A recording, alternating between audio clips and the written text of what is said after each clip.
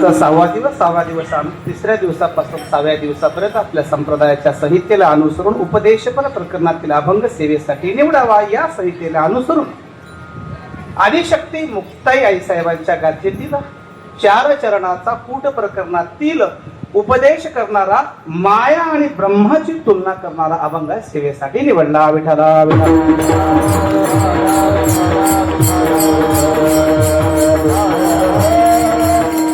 तसं बघायला गेलं अभंगाचा जर आपण शब्दाचा विचार केला, शब्दाचा अर्थ लक्षात घेतला तर आपल्या लक्षात येईल मुंगी उडाली आकाशे गेलेले सूर्यासी. तसं बघायला गेलं मुंगी उडणं शक्य नाही बरं का. कुठलीच मुंगी उडणं शक्य नाही. मुंग्याचे बरेच प्रकार आहेत. काही काळ्या मुंग्या आहेत, काही चावऱ्या मुंग्या आहेत, काही लाल मुंग्या आहेत, काही नुसतं पळणाऱ्याच आहेत, काही माकोड्या आहेत. माकोड्या मुंगळे म्हणतो, मुंगळे आपण एवढा चावा घेतात, मुंडकं तोडून देतात पण चावा सोडणार. अशा काही मुंग्या आहेत. काही काही पावसाळ्यात 2 पंखाच्या मुंग्या येतात. पण कसल्या जरी मुंग्या असतील ना तरी ते आकाशात उडणं शक्य नाही. बरं उडल्या तरी सूर्यापर्यंत जाणं शक्य नाही. बरं गेल्या तरी सूर्याला गिळणं शक्य नाही. आहे ना नवल, आहे नवल. शब्दशः जर विचार अर्थ केला या अभंगाचा तर काही सांगायला याला कोण बोलवलं असंही वाटू शकतं. पण तसं नाही हो. मी सांगतोय का नाही, आदिशक्ती मुक्ताई आई साहेब सांगतात म्हणून माझं खोटं होऊ शकतं. तुम्ही आम्ही उठल्यापासून झोपेपर्यंत कळत नकळत 10 ते 15 वेळा खोटं सहज बोलतो. सहज कळतही नाही आम्ही खोटं बोलतोय ते कळतही नाही. मी असेल तुम्हाला सांगतो, मी कलंबर पैसे असं तर सांगतो आलो तुमच्या कमानीपर्यंत आलोय. सहज खोटं बोलतो आपण. हा पण संत हे आयुष्यात कधीच खोटं बोलत नाही. लटिके वचन नाही देही उदासीन, येथे उपकारासाठी आले घर ज्या वैकुंठे. संत कधी लटकं बोलत नाहीत, खोटं बोलत नाही. आणि संतांच्या काव्याला जो लटकं म्हणतो ना, नामदेवराने फार गोड प्रमाणे लटिके म्हणते त्याचे पूर्वज नरका जाते. त्या संतांच्या काव्याला लटकं म्हणतो ना त्याचे पूर्वज नरकाला जातील. लक्षात घ्या. म्हणजे मुक्ताई आई साहेब सांगतात म्हणजे खरं आहे. आता बोंगी उडते कशी पाहूया आपण पुढे. दुसऱ्याकडे मुक्ताई आई साहेब सांगतात थोर नवलाव झाला वांझे पुत्र प्रसवला. आता एक तर वांझेला पुत्र आणि कन्या होण्याचा संबंधच नाही. जिला पुत्र किंवा कन्या होत नाही तिला वांझ म्हणतात. पण इथं तर वांझ स्त्रीला पुत्र झाला म्हणून सांगतायत बरं काय मुक्ताई. तिसरं नवल आहे. 4थं नवल मुक्ताई आई साहेब सांगतात विंचू पाताळाशी जाय शेष माथा वंदी पाये. आता विंचू तुम्हाला आम्हाला सर्वांना माहित आहे. इथं शेतकरी वर्गातले बरेच जण आहेत बरं का. विंचू कुठे राहतो? धसकटाच्या खाली. त्याला म्हणतो ना केर कचऱ्यात विटकरीच्या खाली जिथं काही घाण असेल त्या ठिकाणी विंचू राहतो. हा धसकटाच्या खाली फार निघतो. मग विंचू कुठपर्यंत जाईल? जमिनीच्या अर्धा फूट खाली जाईल. फार अर्धा फूट. पण इथला विंचू पाताळापर्यंत गेलाय. म्हणजे पाताळापर्यंत. आता बघा पाताळात गेला तर गेला. त्या विंचवाला पाहून पाताळाचा मालक शेष भगवंताने म्हटलं या विंचू राजे या, तुम्हाला नमस्कार आहे माझा. शेषाने त्याला वंदन केलं. म्हणे काय गमत आहे. पुढच्या कडव्यात मुक्ताई आई साहेब सांगतात एवढं नाही हो. माशी व्याली घार झाली देखोनी मुक्ताई हसले. माशी माहिती आहे तुम्हाला. कारण ते जारद अंड स्वेदत उद्भिद 4 खाणी आहेत. 4 खाणी 84 लक्ष जीव योनी आहे बरं का. त्याच्यातली मानव योनी आपली आहे. आपण असणारा अंड खाणीमधले आपण आहोत. माशी स्वेदच खाणीमधले आहे. पण माशी एक तर प्रसूतच होत नाही. तर व्याली म्हणजे प्रसूत होणे होय शक्यच नाही. बरं झाली तर झाली. माशीला माशीच व्हावी ना. माशीला घार झाली म्हणे. माशी व्याली घार झाली देखोनी मुक्ताई हसली. थोर नवलाव झाला वांझे पुत्र प्रसवला. विठाला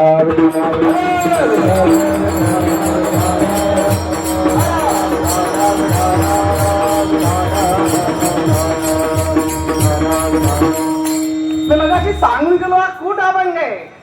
सगळ्यात महत्वाचं असं आहे की कूट म्हणजे काय. शास्त्रामध्ये ग्रंथामध्ये कूट सांगत असताना कूटाचे 2 प्रकार सांगितले. एक शब्दकूट, एक अर्थकूट. बरं का? शब्दावरून कूट वेगळा, अर्थावरून कूट वेगळा. बरं का? पण या अभंगामध्ये मुक्ताई आई साहेबाने अर्थ कूट सांगितलंय. आता कूट म्हणजे नेमकं म्हणावं कशाला? कूट म्हणावं कशाला? तर कूट याचा अर्थ आहे कोड. काही काही माणसं बघा कोड्यातच बोलतात, नीट कधीच बोलत नाहीत, कोड्यातच. एखादा नमुना असतो गावामध्ये, टोमणे मारूनच बोलतो. बरं का? टोमणे मारूनच बोलतो, कोड्यामध्ये बोलतो, कोड्यामध्ये. प्रत्येकाला बऱ्याचदा सवय असते कोड्यात बोलायची. तुम्हाला सांगू कूट म्हणजे काय कळल्याशिवाय अभंग कळणार नाही. एक उदाहरण सांगतो तुम्हाला. मी पुण्याला कीर्तनाला गेलो होतो आणि त्यांच्याकडे मुक्काम पडला माझा. मुक्काम पडल्यानंतर तर काही काही ठिकाणी मुक्काम पडतात, त्यांच्याकडे मुक्काम असतो. ते सांगतात महाराज आमच्याकडे सगळ्या महाराजांचा मुक्काम असतो. कारण काही काही लोक तशी विशेष सोय करतात. त्यांनी सांगायला सुरुवात केलं महाराज आमच्याकडे प्रत्येक सप्त्याला लोक येतात बरं का, पण काल मात्र नवल झालं. म्हणलं काय झालं? काल म्हणजे आमच्याकडे 20 पाहुणे आले होते. किती आले होते? 20. म्हणलं बाबा शहरामध्ये 20 जण येणं त्यांची सायसोय करणं फार कठीण आहे. महाराज मला तुम्ही महाराज आहात ना, तुम्हाला कोडा आहे हो, मला माझं ऐकायचं खरं, मला उत्तर पाहिजे तुमच्याकडून. मी बोला तरी. म्हणलं महाराज काल आमच्याकडे पाहुणे आले होते 20. 20? अहो 20 काय? म्हणला पुढचं ऐका. पाहुणे आले 20 पण जेवाय बसले 23. म्हणला मला गमत वाटते. आता 20 जण आल्यावर 20च जेवाय बसावेत ना, 3 कसे वाढले? मला वाटलं बा काही असेल गंमत, जादूगार बिदे काय असेल का याच्याकडं. 3 कसे वाढले या विचारात मी होतो. त्यांना पुढचा ठोका मारला. म्हणला महाराज पाहुणे आले होते 20, जेवाय बसले 23 आणि जेवून उठले 19. म्हणला आता तो डोकं चक्रावलं माझं म्हणणं असं की 20 आल्यावर 20 जेवावेत, इथं 20 आले तर 23 जेवायला बसले आणि जेवता जेवता 4 खपले. माझं जेवण बाकी होतं. मी म्हणलं आपण जेवायचंच नाही बा, एक कमी व्हायला इथं जेवल्यावर. काही कळालं का? म्हणला महाराज. म्हणला तुमच्याकडे उत्तर आहे का माझं यात? म्हणलं आपलं डोक्याला हात मारलं. मला उत्तर नाही म्हटलं का?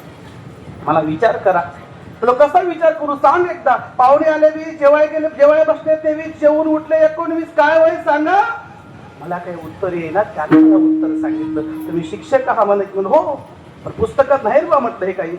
तर मला महाराज पाहुणे आले 20, जेवायला बसले ते 20.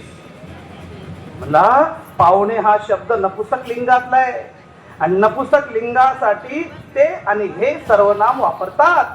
तर ते पाहुणे आले 20, जेवायला बसले ते 20 म्हणजे 20च आले 20च जेवले.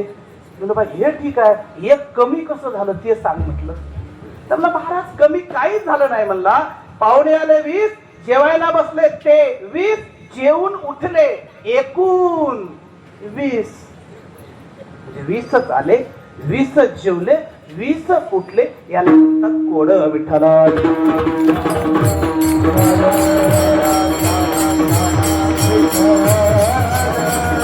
आणखी सोपं करून सांगतो कोड. तसं तुमचं आमचा कोड्याचा रोज संबंध. आपण पुण्यनगरी मुंबई चौफेर सामना याच्यामध्ये कोडे भरतो बघा. आडवे शब्द, उभे शब्द, हे सुद्धा कोड्याचाच प्रकार आहे. आणखी जवळ सांगू, खेड्यातल्या बायका, आता कोणी कोणता भांडणं चालेल. आता भांडणाची स्टाईल बदलली बायकांची. पहिला फार मस्त भांडायच्या बायका, मस्त भांडायच्या. गंगूबाई सखूबाई शेजारी राहायच्या आणि गंगूबाईचं सखूबाई संग भांडण झालं तर सखूबाईचं नाव घ्यायचं नाही, पण सखूबाईला बोलल्याशिवाय राहायचं नाही. दिवसभर ती बाई चौकटीवर बसायची. सखूबाईचं नाव घ्यायचं नाही, पण सखूबाईच्या घरासमोर एखादी कुत्री जायला उशीर, ते म्हणायची या कुत्रीचं. पुढचं तुम्हाला माहिती आहे, ही कोड्याची भाषा होती. लक्षात घ्या, कोड्याची भाषा होती. आणि या कोड्यातून लोक पहिले बोलायचे नाही का? कोड्यातून लोक बोलायचे.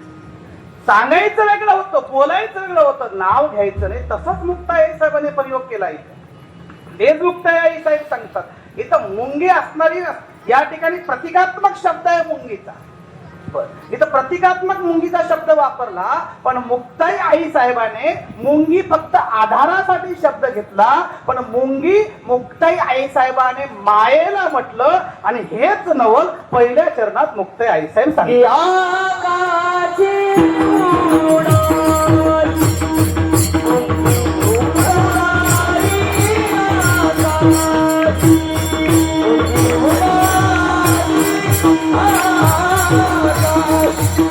Hula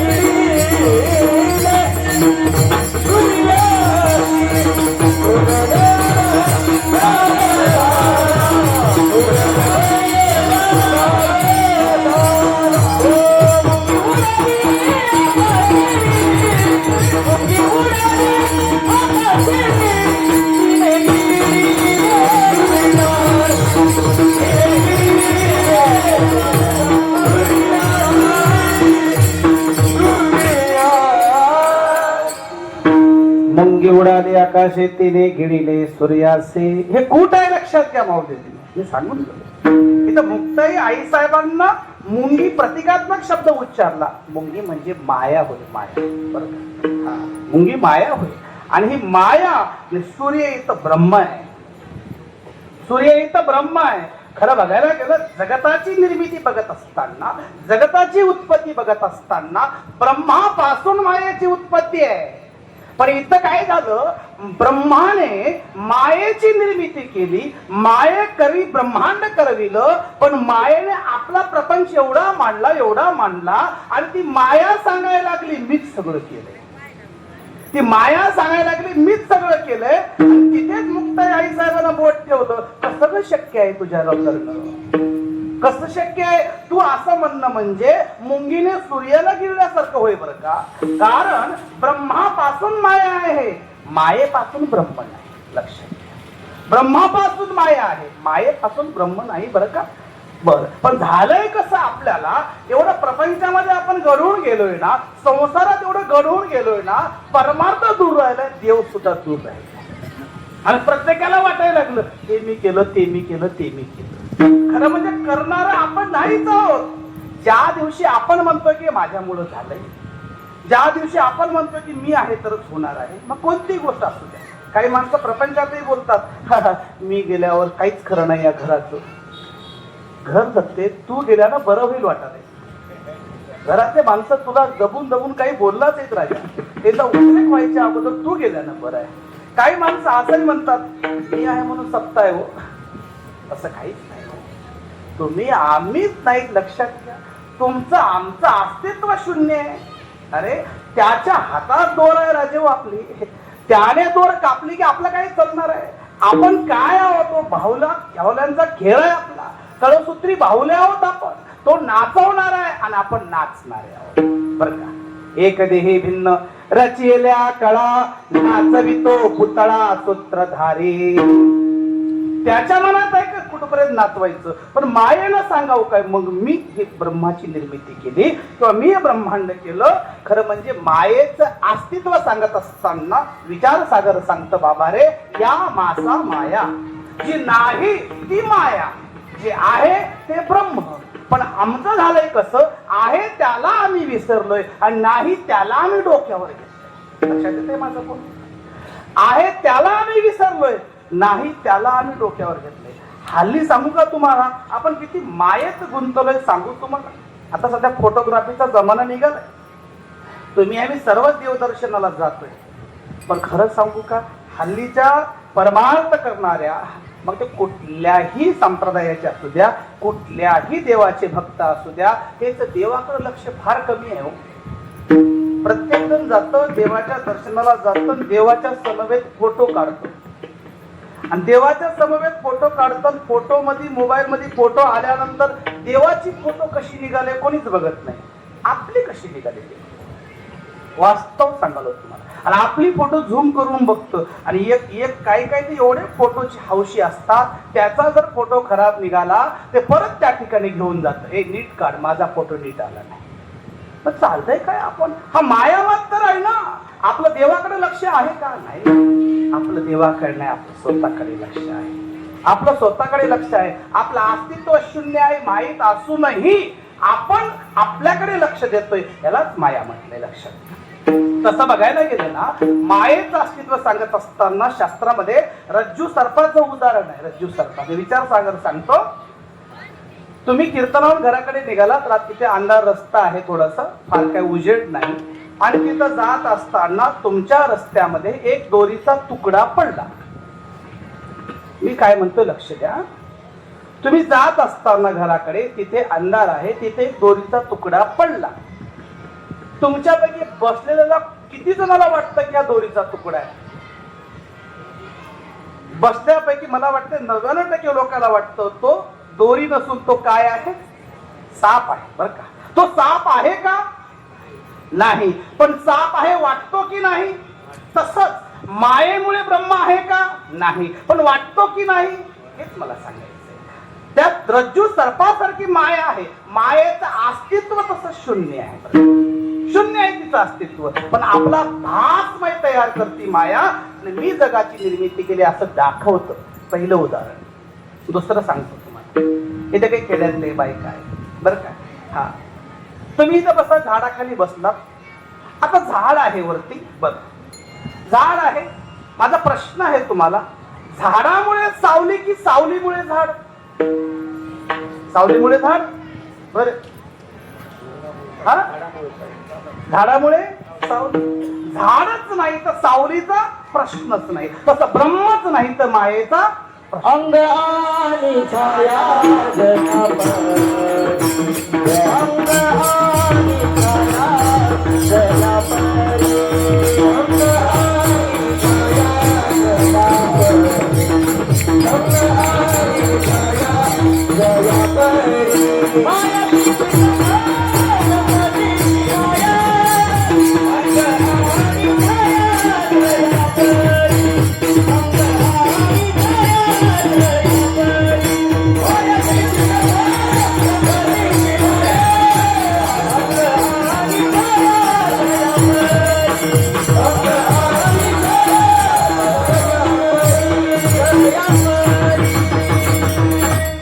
पर्याय केगा धनंजया, हे महदादी माझी माया, जैसी प्रतिबिंबे छाया निजांगीचे.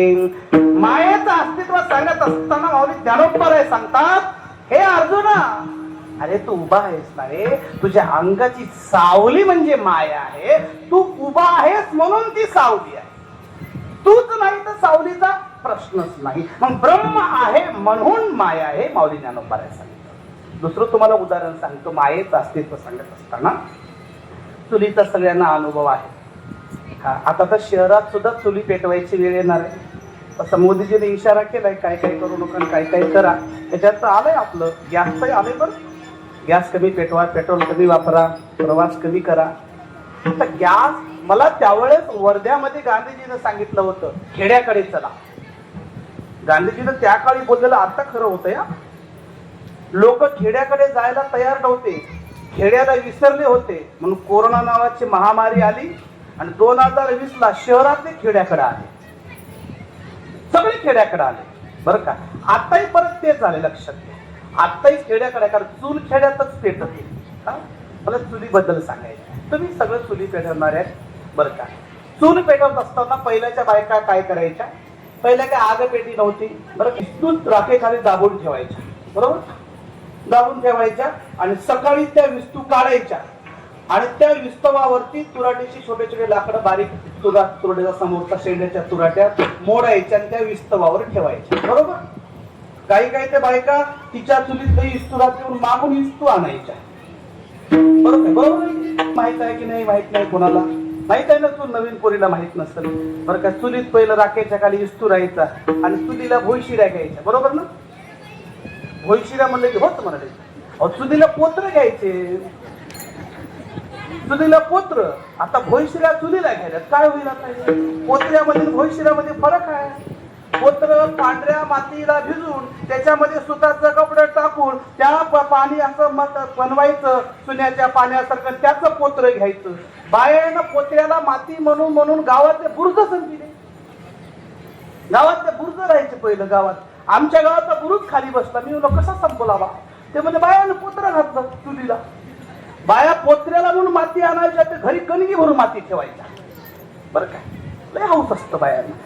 चुलीला घेतात ते पोत्र आणि घरात वस्तीला घेतात ती भोईशिऱ्या आणि सडा. सडा मातीचा. बरोबर ना. सगळं बरोबरच म्हणा येते. हा शेणाचा. सडा शेणाचा. हा पूर्वीच्या बायका शेणाचा सडा घ्यायच्या. शेणाचा सडा. बरं का. शेणाच्या भोईशिऱ्या घ्यायच्या. शेण चांगलं काढून सुतीचं कापड मध्ये बुडवून ते पाण्यात भिजून त्यानं वस्त्री सारवली जायची. मस्त पैकी असं भोईशिऱ्या व्हायच्या. आणि अंगणात सडा टाकला जायचा. अंगणात सडा. पण शेण धरायला बायाची झुंबड उठायची. पहिलं बाया ढोरं सुटले की शेण धरायला जायच्या. आणि बायकांचं फार विशेष प्रेम होतं. 3 गोष्ट जायचं पूर्वी. आता काय माहित नाही असेल कोणाचं तर नवल असेल ते. शेणावर प्रेम राहायचं पूर्वी. शेणावर एक प्रेम राहायचं. जावयावर एक प्रेम राहायचं.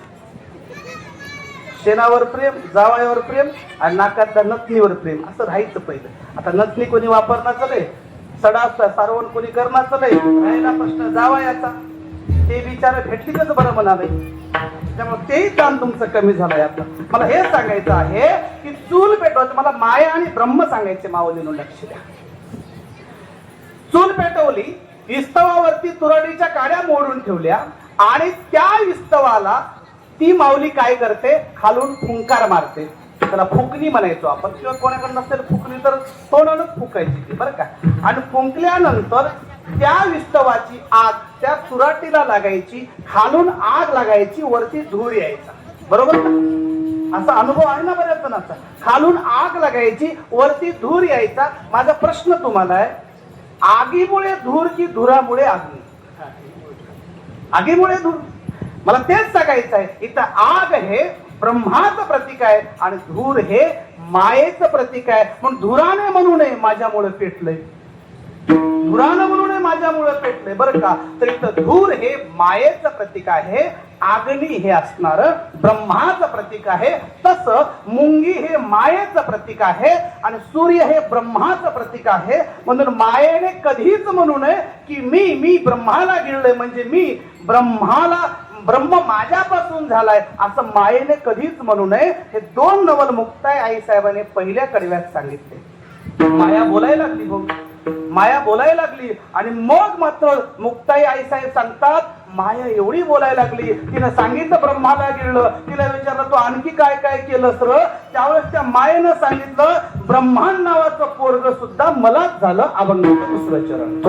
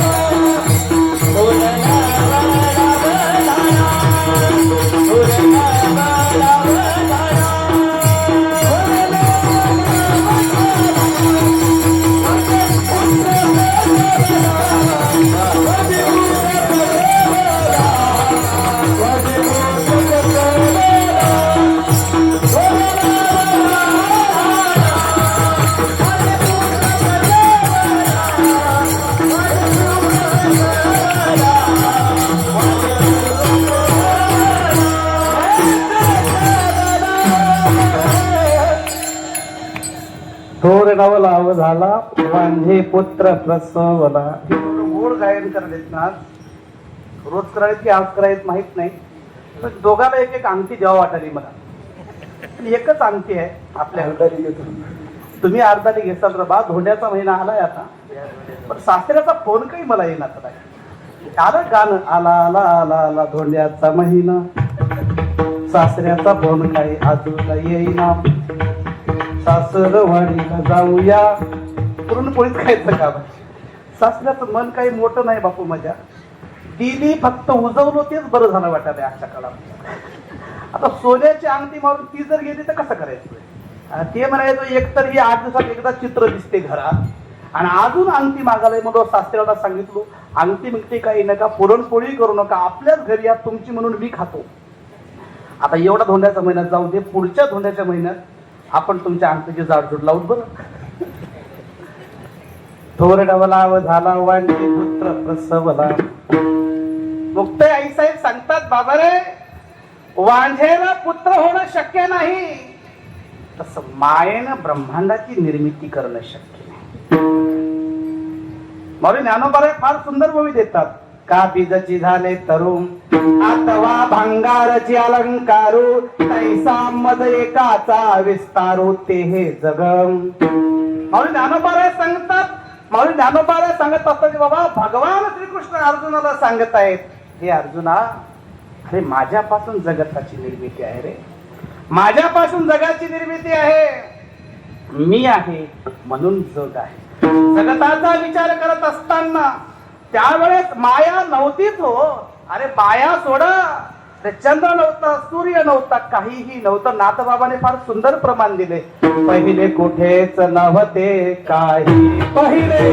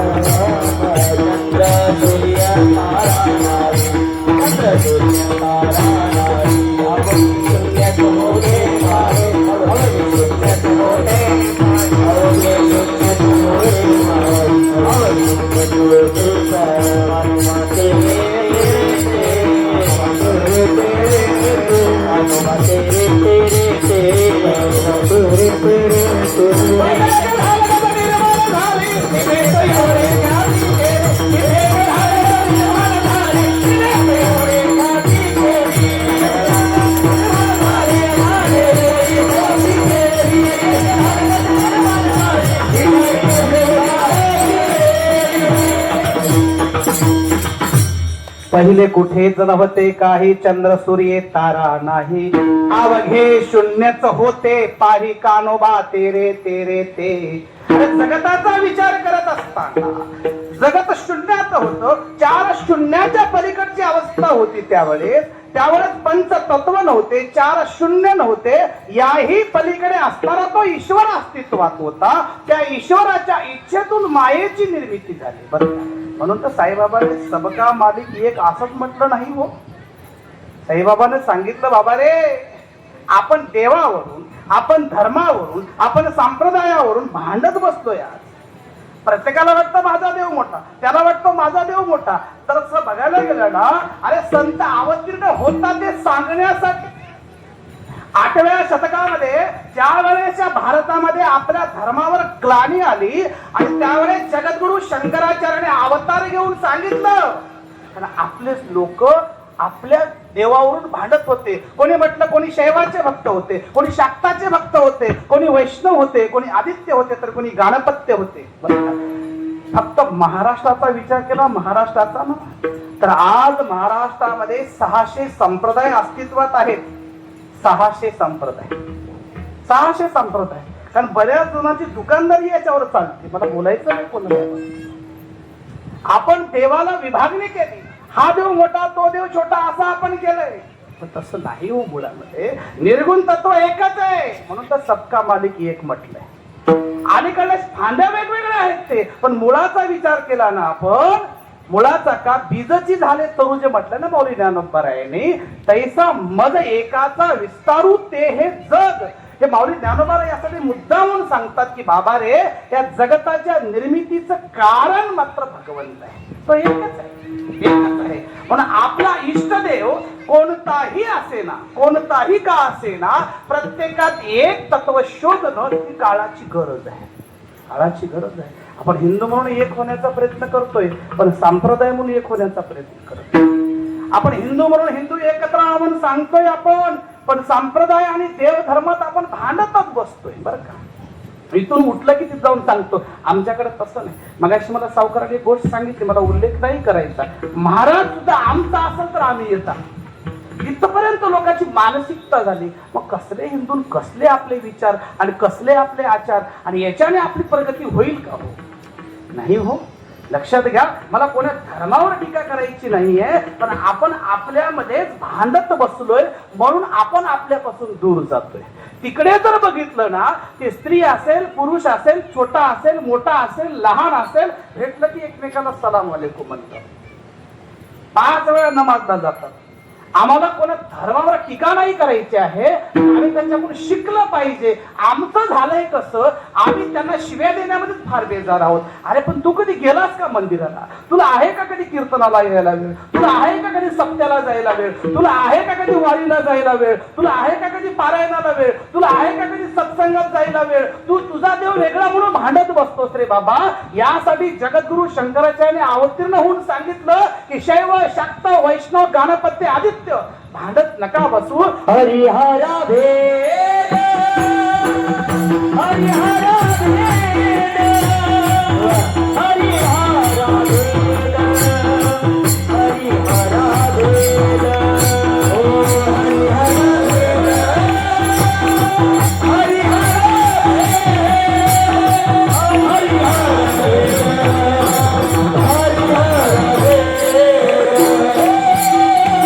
हरिहरा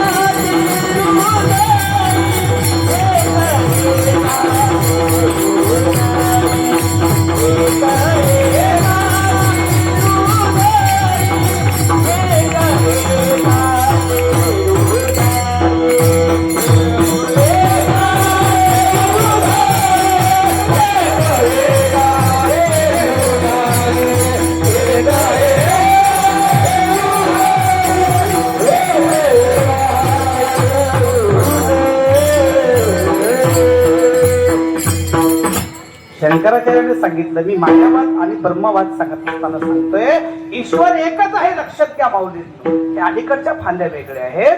तर जगद्गुरु शंकराचार्याने सांगितलं, बाबा शैव, शाक्त, वैष्णव म्हणून बसू नका रे तुम्ही हिंदू म्हणून एक आहात आणि हा धर्म कायमस्वरूपी टिकला पाहिजे. म्हणून गिरी, पुरी, भारती, बन, सरस्वती अशा त्याने दशनाम संन्यास आखाडा सुरू केला, गावोगावी शाखा स्थापन केल्या आणि धर्माचं रक्षण केलं. बरं का, ही गरज आहे. आज आपल्याला गाईला माय म्हणा म्हणून सांगावं लागतं, गो माता म्हणून शिकवण द्यावं लागतं, प्रशिक्षण घ्यावे लागतात, आंदोलन करावे लागतात, गाईचं रक्षण करा म्हणून सांगावं लागतं. बरं का? का हो? का आपण बघतोय गाई चोरणाऱ्याला पकडतोय, आपण पकडलंच पाहिजे, त्याला दंड दिलाच पाहिजे. पण याहीपेक्षा माझं मत जरा वेगळं आहे. गाई आपल्याच घरी, विकणारे आपणच, कापणारे दुसरे असतील, पण कापणाऱ्यापर्यंत पोहोचवणारे आपण आहात. जेवढा कापणारा दोषी आहे ना, तेवढा विकणारा त्याच्यापेक्षा दुप्पट दोषी आहे असं माझं मत आहे. कशाला तुम्ही विकताय? ज्या गायीला तुम्हाला दूध दिलं, ज्या गायीने तुम्हाला पंचामृत दिलं, जी गाय तुम्हाला दही दूध तूप, अरे तिच्या गोमूत्रात सुद्धा ताकद आहे, तिच्या अंगावरून स्पर्श केला तरी अनेक व्याधी मुक्त होतात. अरे सगळ्या देवावर संकट आलं ना, त्या देवाने जिच्या शरीराचा आश्रय घेतला. पुरुषोत्तम असं महात्म्य सांगतं की सगळे देव सुद्धा तिच्या शरीरात जाऊन लपून बसले स्वतःला वाचवण्यासाठी. एवढी गाय आमची श्रेष्ठ. आणि आम्हाला लोकांनी सांगावं, आणि आपण आता गायीला असणारा राष्ट्रीय पशु जाहीर करा म्हणून आपणच आपल्याकडे मागावं. हा किती मोठी शोकांतिका आहे नाही का हो? कधी विचार करा, एकांतामध्ये बसून दुसऱ्याकडे बोट दाखवत असताना दोन बोट आपल्याकडे येतात. कोणाला गाय पोसावी वाटते? प्रत्येक जण म्हणतो गोशाळेत नेऊन सोडतो. अरे गोशाळा म्हणजे काय? गोशाळा ही सोय आहे हो, लक्षात घ्या. माझ्या भाषेत सांगायचं म्हणजे आई बाप घरात पोचणं होत नसतील तर वृद्धाश्रम ही सोय आहे. तसं गाय घरात नसेल तर गोशाळी सोय केली. त्या सोयीला आपण तिकडेच जर गायी पाठवत असलो तर गायीला कडवा कोण देणार? गायीला चारा कोण देणार? गायीचं रक्षण कोण करणार? एवढं सोपं आहे का? गाय पोसायची ताकद ठेवा. ज्याला गोशाळेत गाय सोडायची असेल ना, तिच्या चाऱ्याची जबाबदारी उचला तर गाय सोडा. लोक येतात नवसानं गायी सोडतात. अरे गायी सोडतात, गायी त्या गावाने फिरतात, लोकांचं पीक नाश करतात, की असं लोक बांधून खाटकाला विकतात. पण गाय नवसानं सोडत असताना बाबा रे एकच नवस बोला, पण त्या गायीला किती चारा लागतो त्याची सोय करा, गोशाळेत आणून सोडा. ही गोशाळा तुमच्यासाठी सज्ज आहे, लक्षात. तर हे आपला धर्म आहे, हे आपली शिकवण आहे. आणि हे सांगत असताना सांगतात, मुक्ता आई साहेब सांगतात रे बाबा रे, की मग आपण असंही म्हणून की मी केलोय, हा मी गायी सोडल्या, मी गायीला चारा दिलोय, मी असं केलो. अरे बाबा ज्या दिवशी तू म्हणशील ना त्या दिवशी सगळं संपलं. म्हणशील त्या दिवशी सगळं संपलं. तुला जर माणूस म्हणून जगायचं असेल तर ज्ञानोबराची फार गोड ओवी आहे. चातुर्य लपवी महत्व हरवी, विसे पण मिरवी जगा माझी. मी शहाणा आहे म्हणून सांगू नको, मला चांगलं म्हणा म्हणून सांगू नको, किंवा माझ्यामुळे झालंय म्हणून सांगू नको. तुला हे जमलं ना, तू तू तू संत झालास रे, तू माणूस राहिला नाही. बघा जमतं काय आपल्याला, बघा जमतं काय आपल्याला. आणि हे ज्याला कळलं ना त्याला माया कळते, त्यालाच ब्रह्म कळते. इथं वांझेला पुत्र झाला हे सांगत असताना माऊली मुक्ताई आई साहेब सांगतात बाबा की माया म्हणते मी ब्रह्मांडाची निर्मिती केली, पण माया झाली ब्रह्मापासून, मग तिच्यापासून ब्रह्मांड झालं हो. पण मुळात ब्रह्म बघा ना, त्या परब्रह्म परात्पर ईश्वराने त्या पुरुषोत्तमाने मायेची निर्मिती केली आणि मायेपासून ब्रह्मांड झालं. ते कसं बघा, तिनं जर म्हटलं मीच ब्रह्मांड केलं तर वांझेला पुत्र होण्यासारखं आहे. एक उदाहरण सांगतो तुम्हाला. एक साधू एका झोपडीत राहायचे, वांझेला पुत्र करण्यासाठी सांगतोय. एक साधू एका झोपडीत राहायचे.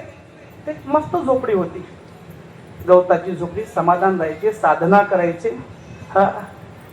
संत साधू यांना काही फार सुविधा लागत नाहीत, आणि ज्याला सुविधा लागतात ते साधू नसतात असं माझं मत आहे. कोणाला पटेल न पटेल असो, मी काय सांगतो लक्षात घ्या. संत साधू त्यांना सुविधा लागत नाही, त्यांना चव लागत नाही, त्यांना आयतही लागत नाही, बरं का. हा, आणि संत साधू कपड्यावरून कधीच नसतात हे लक्षात घ्या.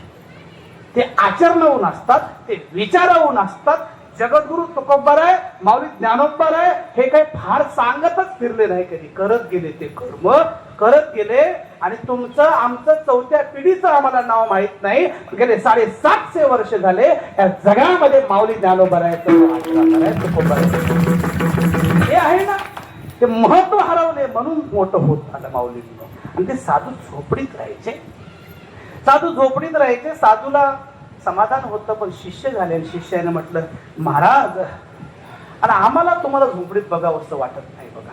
मग मी तर म्हणतो महाराज नीट राहत, पण शिष्य नीट राहिले नाही.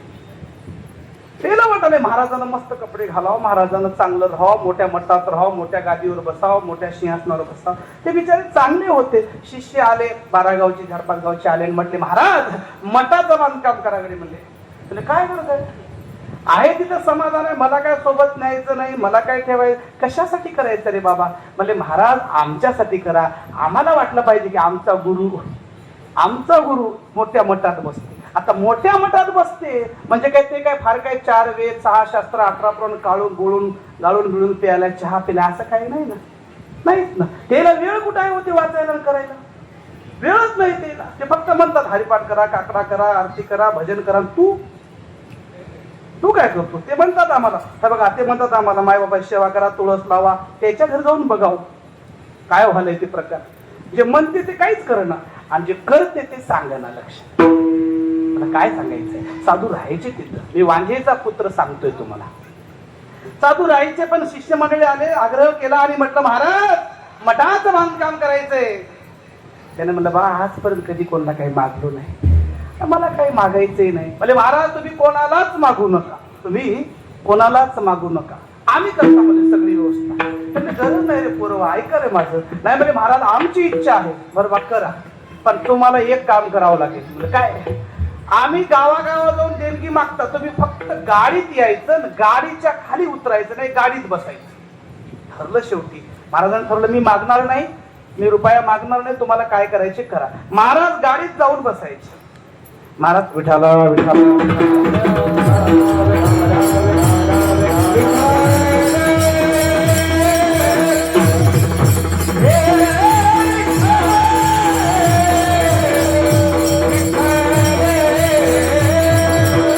क्या बात. महाराज म्हणले गाडीत बसायचं. ठीक आहे चला बाबा. मग आता गाडीत महाराज बसले. गावाला वसरणीला गाडी गेली, खराने पाठीत बसले. अनाउन्समेंट झालं, महाराज मला फलाने महाराज आले, कधीच काही मागितले नाहीत, मठाचं बांधकाम काढलंय, ज्याला जे यथाशक्ती द्यायचे ते न द्या. दौंडी पिटली. लोकांना बराबर देणगी जमा केली. प्रत्येक गावातून देणगी जमा झाली. एका वर्षात लाखो रुपये जमले. मोठ्या मठाचं बांधकाम झालं गोदावरीच्या तटावर. आता बांधकाम झालं, पण आता बांधकाम भूमिपूजन सोहळा संपला, बांधकाम झाला. आता ते बांधकामाचं उद्घाटन करायचं आहे. सगळे शिष्य मंडळी आले आणि मग आता तिथे कीर्तन सोहळा आयोजित केला, सप्ताह आयोजित केला. काल्याचं कीर्तन संपूर्ण शिष्याचं भांडण लागलं.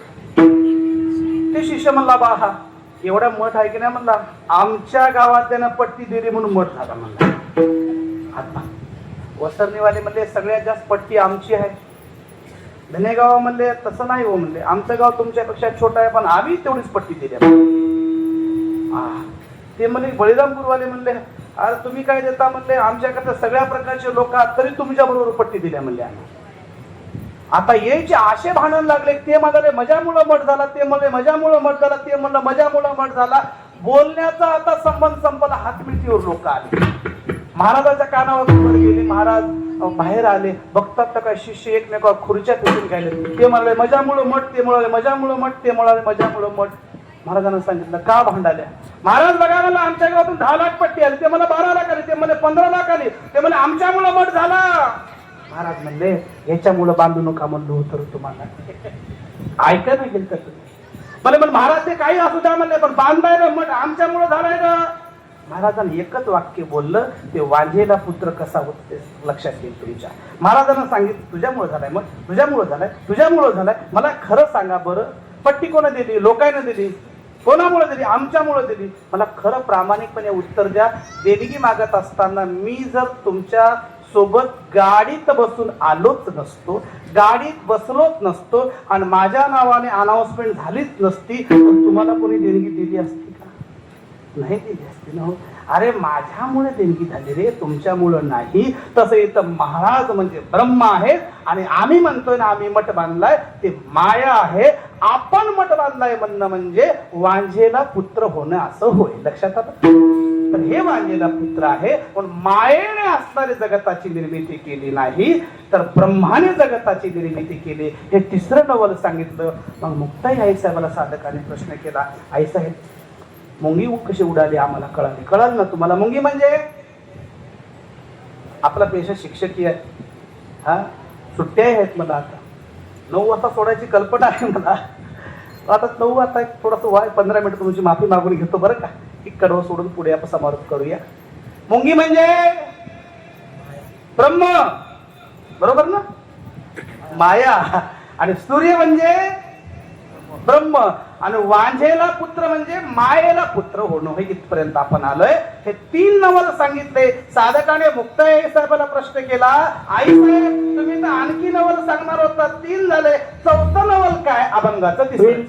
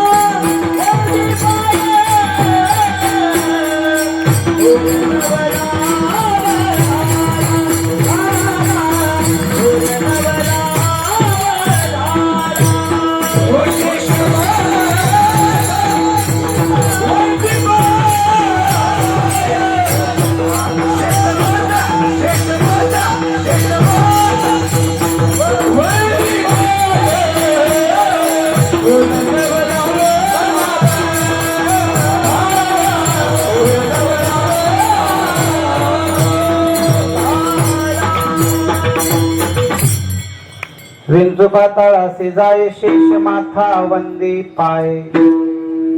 विंचू तुम्हाला मी सांगून गेलो बरं का. विंचू दस्तकाच्या खाली, विटेच्या खाली, कचऱ्याच्या खाली असत विंचू. विंचवाचं विष कुठं असतं? नांगीमध्ये, नाही का?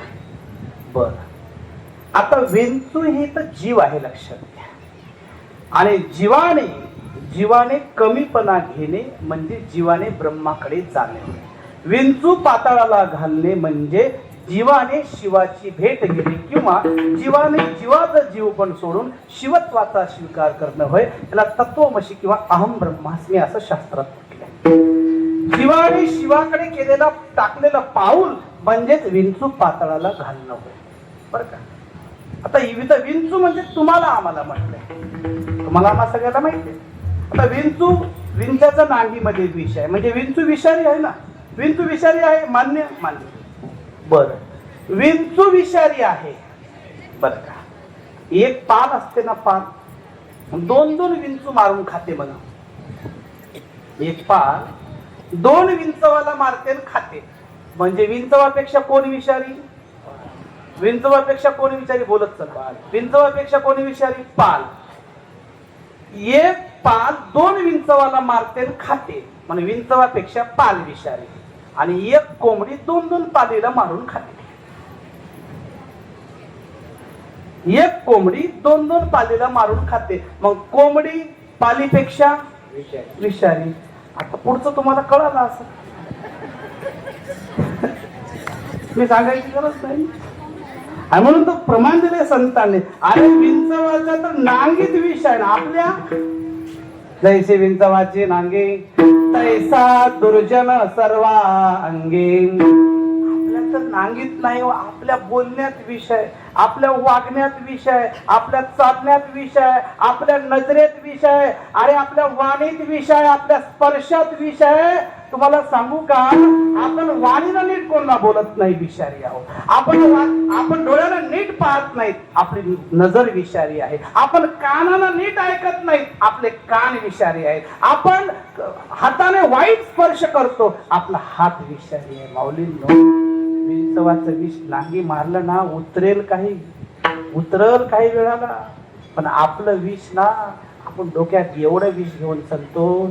एखाद्यानं कधी चुकून माकून शब्द बोलला असेल कधी कोणापाशी तर 5 वर्ष वाट बघतो आपण, दाखवतो त्याला नंतर. म्हणजे आपण किती खुनसी आहोत. आपण आहोत का? विंचवाच्या पेक्षा पुढचं विचार आहोत. रे बहिणाबाई काय वेळी नव्हती रे. बहिणाबाईने सांगितलं विंचू साप तरी बर त्याला होते रे उतार. मन जहर किती करावे नंतर. विंचू साप तरी बर त्याला होते रे उतार. विंचवापेक्षा सापापेक्षा आपण वाईट आहोत बरं का. विषारी मन आहे हो. आणि विषारी मन शुद्ध करायचं असेल तर परमार्थाकडे त्याला वळवावं लागतं. नाही हो, माणसं वळायला तयार नाहीये. 95 वर्षाचं म्हातारं आमच्या गावात बाजत पडलं, तोंड वाचून पडलं, तोंड वाचून वा वा वा करायला. लोकायला वाटलं आबाजी पाटील मरताने का होईना वासुदेव वासुदेव म्हणायच्या मागे आहे. मरताने का होईना आबाजी पाटील आमच्या गावातला. इथं कोणी असत तर बाबा माफी मागतो. 95 वर्षात झाले आबाजी पाटील बाजत पडले पण कधी वासुदेव तोंडाला नाही. लोक म्हणले आता मरतानी का होईना वासुदेव वासुदेव वासुदेव म्हणायच्या मागे. सगळे सोयरे नाते गोते बहिणी चुलत्या मलत्या नातू पंतू सगळे जमा झाले. आता मला आबाजी पाटील काय वाचना बाबा. आता अंतिम घटका आली, सगळी तयारी झाली. काही तर गावात पेटंट लोक असतात. माणूस मराय उशीर आहे. टायरवाले वेगळे, लाकडवाले वेगळे, राखेलवाले वेगळे, कपडेवाले वेगळे, बँडवाले वेगळे, दारूवाले वेगळे. टीमच असते त्यांची. काही समशानात जाऊन गवत कापणारे वेगळे. हा टीम असते त्यांची बरं का. आणि लोक आता जमा झाले. पुण्याहून त्याचा पंतू आला, त्याचं नाव पप्या. नारायण त्याला पप्या म्हणायचे. आता बाया तर फार ऍक्टिंग करा. पप्या आजाचा तुझ्या जीव गुतला वाटायले र. मग पप्या आला. पप्याला तुझ्या हातानं दूध पाजवलं. त्याला पप्यानं दूध टाकलं.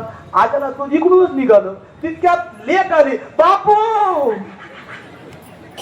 उठ गया, तुला पाटोड्याची भाजी आवडते म्हणून आणलो की. आता बापू मेल्यावर उठल काय आणि उठल्यावर तू राहशील काय? भाजी आपण कमी कलाकार आहोत का हो? आपण तुम्हाला सांगतो वारा घालत रडणारे तिथं ठेवलं लाकडावर ठेवलं की रडणारी बाई पदर बाजूला घेते आणि इतकुस बारीक कातरून तोंडाखाली ठेवायला देते. आणि तिथं आडकी तेव्हाला पेटेंट राहते. ते आडकीता घेऊन काढतात ते जिबी खाली तुळशीच्या पानात ठेवते. आणि बापू तुला पाटोड्याची भाजी आवडते म्हणणारी राख भरायला जाताना चाळणी संग घेऊन जाते. आणि त्या चाळणीत राखत सोनं पडलेलं राहते गाळून घ्या. बांधुनी आली ती यमाची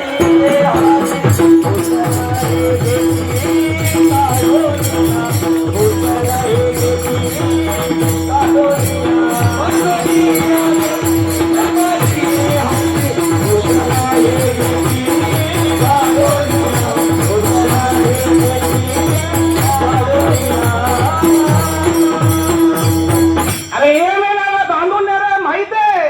पण तरी सुद्धा आबाजी पाटील वाह वाह वाह म्हणाले. लोकांना वाटलं वासुदेव म्हणालाय. आबाजी पाटाच्या तोंडात पाणी जाईना, दूध जाईना. आणि अर्ध्या घट्ट्याला एक दुधाचा थेंब घशाखाली गेला. आबाजी पाटला ताकद आली. आबाजी पाटील थटकन उठून बसलं आणि मला घंट्यापासून वासरू गाईला पियालंय. त्याला वासरू गाईला पियालं हे सांगायचं होतं. आपल्याला वाटलं वासुदेव म्हणालंय. एवढं प्रपंचात घडलं मायबा. मग आपला विंचू पाताळाला कधी जाईल आणि आपली कधी जीवाची पदोन्नती होईल? माऊलींनो लक्षात घ्या. अरे विंचू पाताळाला घालण्यासाठीच हा जन्म आहे हो. फार गोड देह दिलाय तुम्हाला. देवे दिला देह भजना गोमटा. भजन करण्यासाठी द्या. पण आपण दुसरंच करावं. पण दुसरंच काही करायला लागलं. लक्षात घ्या. म्हणून माऊलींनो परमार्थात तुम्हाला सांगू ना एकच वाक्य सांगतो. लक्ष द्या. तुम्ही संसारात जेवढे मोठे व्हाल ना, जेवढं वय वाढल ना, तुमची किंमत तशी कमी होते. बरं कमी होते. 5 वर्षाच्या लेकराला कोणी पप्पी घेते. 5 ते 25 पर्यंत आईच पप्पी घेते. 25च्या पुढे बाई. आणि नंतर बाई 2 लेकर झाले की त्यालाही विसरते ती. नंतर म्हातार झालं की आता मिळालं बरं आहे वाटते. वास्तव सांगालो जीवन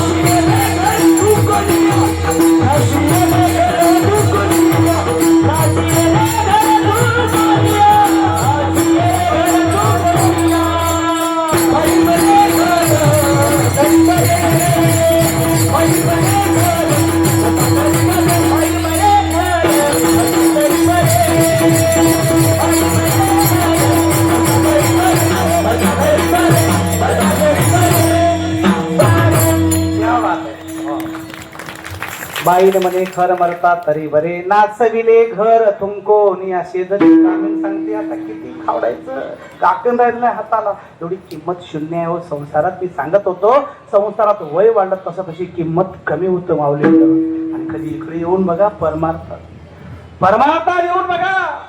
अरे 5 वर्षाचं लेकरू हरिपाठाला आलं की लोकांना नवल वाटतं. कथेला आलं की नवल वाटतं. ते कथाकार कीर्तनकार भागवतकार झालं की नवल वाटतं. नुसती गळ्यात तुळशीची माळ तुमच्या पडू द्या हो.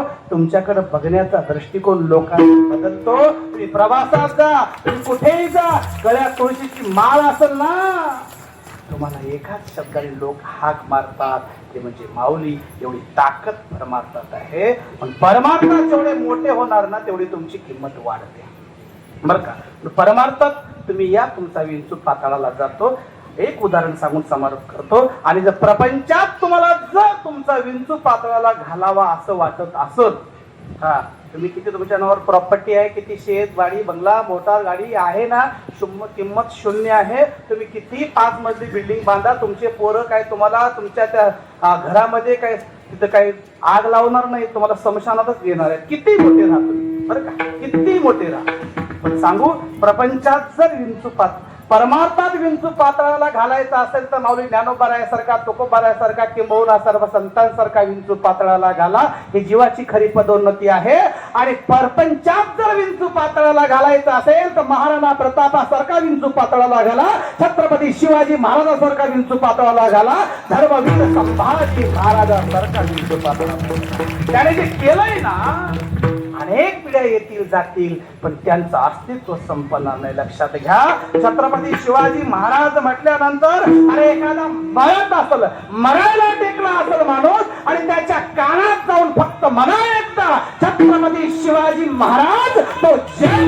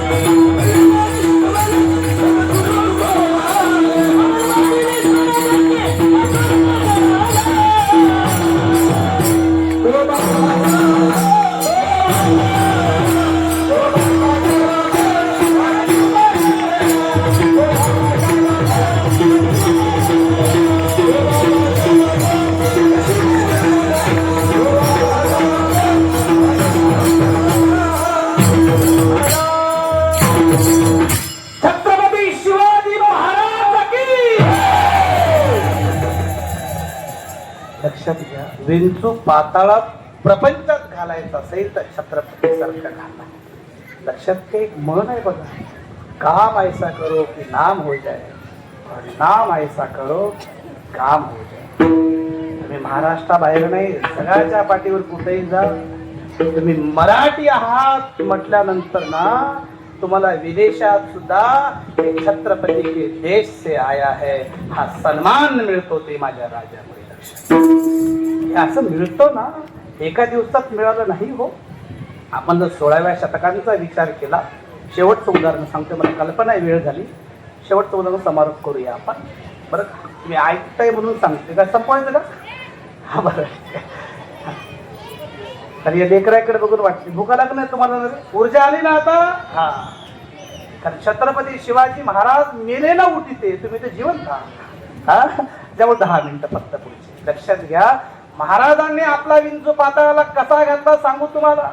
आज आपण बघतोय छत्रपती शिवाजी महाराज की जय म्हणतोय, आपण शिवाजी महाराजांची दाढी वाढवतोय, कपाळाला चंद्रकोट ठेवतोय, दाढीच्या मागे छत्रपती शासन लावतोय आणि स्वतःला शिवाजी महाराजांचे मावळे म्हणतोय. आपण शिवाजी सारखं दिसण्याचा प्रयत्न करतोय, पण या महाराष्ट्राला, या देशाला, जगाला शिवाजी महाराजांसारखं दिसण्याची नाही तर असण्याची गरज आहे. अरे गाडीवर नाव छत्रपती शासन आहे आणि गाडी जर ढाब्यावर गेली राज म्हणत असतील, याच्यासाठी का माझा मावळा झाला असतो नाही का? अरे कधी आठवून बघा 16व्या शतक, कधी आठवून बघा. आपण म्हणतो शिवाजी महाराजांनी काय केलंय. अरे शिवाजी महाराजांनी जे केलंय ना, अरे आपल्या 100 पिढ्या खपतील पण शिवाजी महाराज दुसरा कुणी नाही हो. महाराजांनी काय केलंय सांगू तुम्हाला. अरे चांगल्या वेळेस तर, सोप्या वेळेस तर कोणी काम करतं हो. एखादं नाव करता येतं अनुकूल गोष्टी असतील तर, पण प्रतिकूल गोष्टीमध्ये सुद्धा ज्या वेळेस या महाराष्ट्रावर 5 शहांचं राज्य होतं, त्यावेळेस आदिलशाह, बरीदशाह, कुतुबशाह, इबादशाह, निजामशाह 5 शाह होता. डच होते, इंग्रज होते, पोर्तुगाल होते, सिद्धी होते, चारी बाजूने महाराष्ट्राला घेरलं होतं. महाराष्ट्र गुलामीमध्ये खितबद्ध पडला होता. या महाराष्ट्राला अन्यायाला वाचा फोडण्यासारखा कोणीच नव्हता. आणि अशा प्रतिकूल परिस्थितीमध्ये आई जिजाऊच्या पोटी हा तो सह्याद्रीचा वाघ जन्मला आणि सह्याद्रीच्या वाघाने हिंदवी स्वराज्याची स्थापना केली आणि तमाम मराठी जनांना, तमाम हिंदू जनांना स्वाभिमानानं जगण्याचा मंत्र जिंकला ते छत्रपती शिवाजी. हे प्रतिकूल परिस्थिती होती, लक्षात घ्या. लक्षात घ्या, माऊलीचं सोपं नाहीये, बोलणं सोपं आहे, करणं लय अवघड आहे. लक्षात घ्या. एवढंच नाही, एवढं सांगू तुम्हाला, महाराज तर स्वतः जगले 50 वर्षाचं आयुष्य जगले. एवढी शुद्धरी बांधली ना की आपल्या किती काही झालं तरी संपन्न शुद्धरी आहे. अरे 8 वर्षाचा शंभू बाळ होता, 8 वर्षाचा शंभू बाळ. पुरंदरचा तह झाला, मिर्झा राजे जयसिंग आला आणि पुरंदरच्या तहामध्ये 23 किल्ले गेले, 23 लाख होण मुद्रा गेला. एवढंच नाही, छत्रपती शिवाजी महाराज आणि शंभू राजांना सुद्धा आग्र्याला जावं लागलं, कारण त्या तहात तसं ठरलं होतं.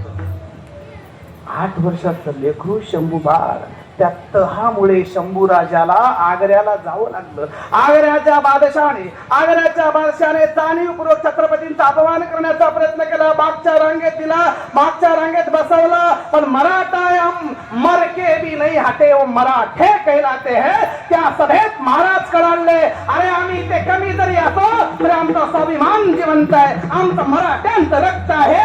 महाराजांना सांगितलं आम्ही छत्रपती आहोत, पुढच्याच रांगेत बसणार. मग मंदिर शाळेत टाकलं, बादशाच्या हातावर तुरी दिल्या. महाराज आले, विंचू पाताळाला कसा घालावा प्रपंचात ते सांगतो. एवढं जर तुम्हाला करता आलं महाराजासारखं, तुमचा विंचू पाताळाला गेला. बघ, 8 वर्षाचं लेकरू शंभू बाळाला घेऊन आले नाही महाराज, रायगडावर पोहोचले.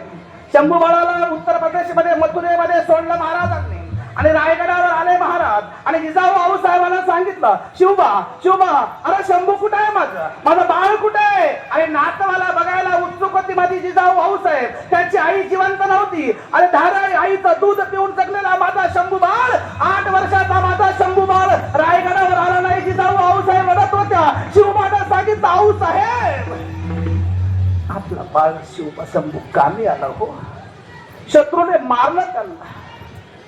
जिवंत असताना सुद्धा शंभू राजा मृत्यू झाला म्हणून महाराजाला सांगावं लागलं. नाशिकला जाऊन त्र्यंबकेश्वरला महाराजाने विधी केला माझ्या शंभू बाळाचा, आणि शंभू राजा गेला म्हणून सांगावं लागलं. का? या स्वराज्यासाठी का सांगावं लागलं? महाराजांची दूरदृष्टी होती. कारण महाराजाला माहित होतं माझा शंभू जिवंत आहे म्हणून जर कळाला त्या औरंग्याला, तो पूर्ण देश धुंडाळेल आणि माझ्या शंभूला शोधून काढून मारेल. अरे जिवंतपणे आपल्या पुत्राचा प्राणाची आहुती देणारा जगाच्या पाठीवर एकमेव राजा, त्याचं नाव छत्रपती शिवाजी. मला वाटतं शंभूराजे गेले, तुम्हाला वाटतं शंभूराजे गेले? अरे शंभूराजे या स्वराज्यासाठी एकदा नाही हो, 2दा गेले. 8व्या वर्षी गेले आणि 35व्या वर्षी माझा शंभू बाळ 40 दिवस हाल त्रास सहन केला. कोणासाठी, कशासाठी? वाटलं असतं, जगलं असतं तर शंभू बाळ म्हटले असते ना, आज सोडा, मला सोडा, मी धर्म स्वीकार तुमचा. पण नाही, आम्ही छत्रपतीची औलाद आहोत, आम्ही छत्रपतीचा मुलगा आहे. अरे माझा बाप छत्रपती आहे. आम्ही मराठी आहोत, मोडेन पण वाकणार नाही, ती जात मराठ्याची आहे. हे शंभू राजाने कडाळून सांगितलं, मरण स्वीकारलं पण परधर्म स्वीकारला नाही. हा धर्मवीर झाला. असा ज्याला विंचू पाताळात घालता येतो त्या निश्चित घालावा. हा परमार्थातला प्रपंचातला विंचू आहे आणि परमार्थातला विंचू घालायचा. या जीवाने त्या शिवत्वाची भेट घ्यावी, या जीवाने ते शिव व्हावं. बघा जमते काय तुम्हाला विंचू पाताळाला घालता येते का? बघा जमते काय? विचार करा कधी. अरे आपल्या हातून एखादं चांगलं कार्य करा, तुमचा विंचू पाताळाला गेला. आपल्यामुळे एखाद्याच्या चेहऱ्यावर हास्य आलं, तुमचा विंचू पाताळाला गेला. आपल्यामुळे एखाद्या घरची चूल पेटली, तुमचा विंचू पाताळाला गेला. आपल्यामुळे आपले शेजारी पाजारी गावकरी आपले मित्रमंडळी खुश असतील ना, आपल्यामुळे आपला परिवार खुश असेल ना, त्या दिवशी तुमचा विंचू पाताळाला गेला. हे विंचू पाताळाला घालण्यासाठी भगवंताच्या चरणाशिवाय दुसरी जागा नाही, भगवंताच्या नामाशिवाय दुसरी जागा नाही. म्हणून एकदा सर्वांनी विंचू पाताळाला घालावा असं वाटत असेल तर एकदा सर्वांनी हात वर करूया आणि भगवंताच्या नामाचा गजर करूया. विठोबा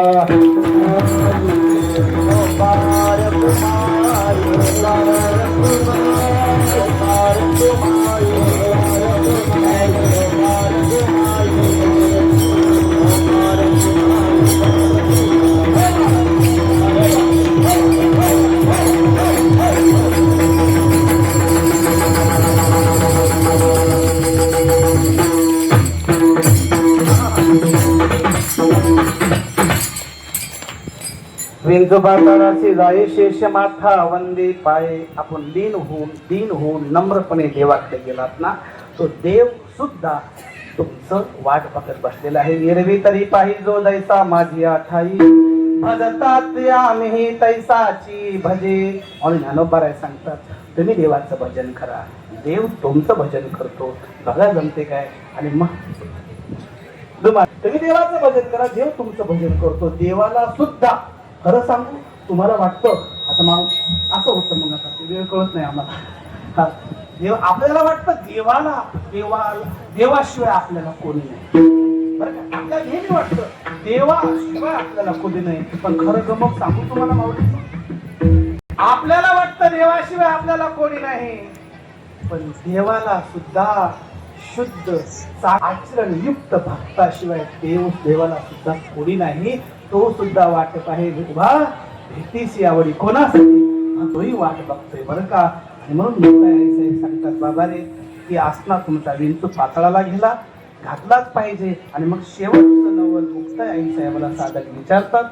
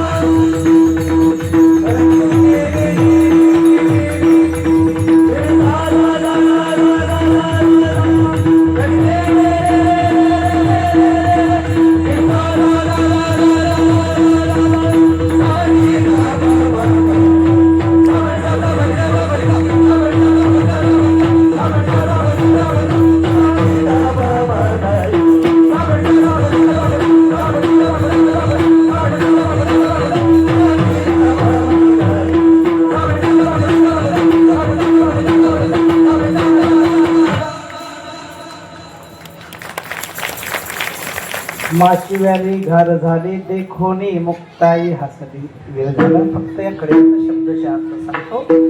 मुक्ताई आई साहेब सांगतात, जीवन जगत असताना तुमच्या अंतकरणाची वृत्ती, परोपकाराची वृत्ती माशीसारखी न ठेवता घारीसारखी विशाल ठेवा. तुम्ही तुमच्या अंतकरणाची वृत्ती वाढवलात ना, परमार्थ सोपा आहे. असा शेवटच्या कडेचा अर्थ या सप्तासाठी पहिल्यांदाच येण्याचा योग, या सप्तासाठी परिश्रम घेणारे सर्वांनाही साष्टांग प्रणिपात करतो. आमचे जगन्नाथरावजी चक्रवात सावकार, गणेशरावजी गादेवार सावकार आणि समस्त सप्ताह कमिटी या पंचक्रोशीतून आलेले सर्व भाविक मंडळी यांना साष्टांग प्रणिपात करतो. आमचे वरळी पाटील असतील, खराणे पाटील असतील, मग या सर्वांची उपस्थिती की इथून माझा वैभव अक्षय, आमच्या आम्ही वारकरी देवळाचे सर्वच स्नेही मंडळी या ठिकाणी उपस्थित आहेत, त्यांनाही साष्टांग प्रणिपात करतो. बोलत असताना, सांगत असताना मुक्ताई आईसाहेबांच्या अभंगाचा असाच अर्थ असा नाही, माझ्या बुद्धीला जमेल तसं सांगण्याचा मी प्रयत्न केला.